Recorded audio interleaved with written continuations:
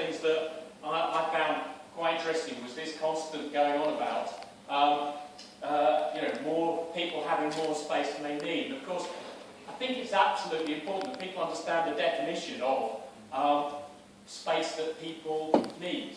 Because actually, in terms of the legislation, you've got a spare bedroom. If you have, well, how can I put it? I'll put it the other way. In calculating whether you've got a spare bedroom or not, if there's a couple, they have to share a room, whatever the circumstances, however difficult that might be, but they have to share a room. If you've got 2 children, they're under 10, then they have to share a room.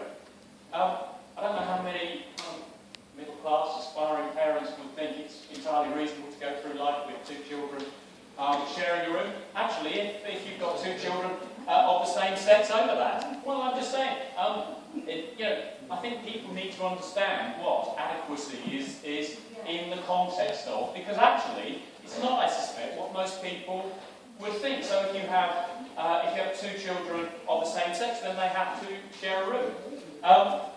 You're not allowed to have a room for overnight stays of any kind, even if you have a legal requirement or a legal expectation to have children on a regular basis. You can't have an extra room for respite care, so or you can't have an extra room for a carer.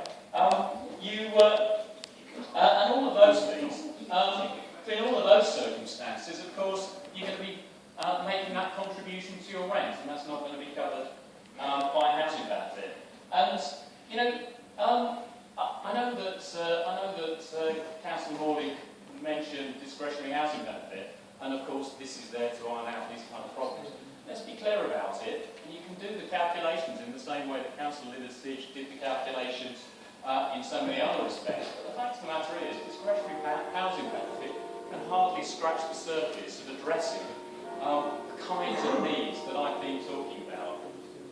So, what is the issue that we're trying to address here? Well, absolutely, housing benefit bills have gone up. And why have housing benefit bills gone up? Well, actually, it's because private sector rents have massively increased, far greater than the rate of inflation. And there's 2 reasons for that. One is that there is an inadequate supply of housing. And absolutely right, the last Labour government, one of its failings, well, it's few, I think, personally, but one of its failings was that we were not able to build enough social housing. But we are now building even fewer social rented properties than we were then.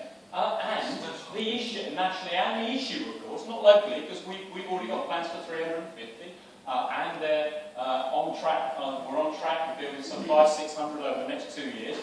But no, nationally, we're actually building fewer of those kind of homes. And the reality is that private sector rented housing benefit is going to continue to rise. It's going to rise significantly, probably rise exponentially, because private sector rents are still significantly increasing faster than the rate of inflation.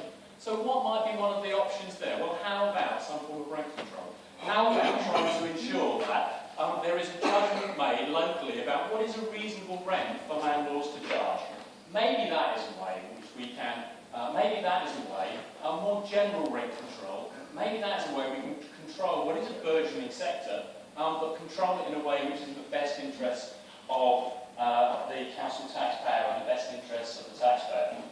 The final point I wanted to make is it was interesting to hear what is undoubtedly the content of the Conservative Party briefing, because actually I've heard it parroted on a number of different occasions.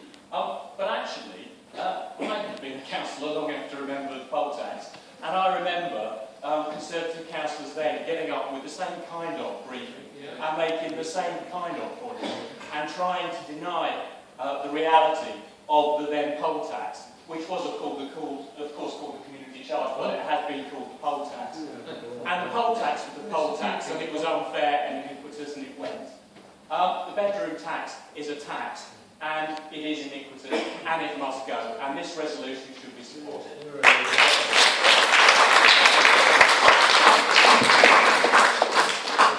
Thank you, Councillor Collins. Councillor Edwards. Well, I think someone mentioned the idea that somehow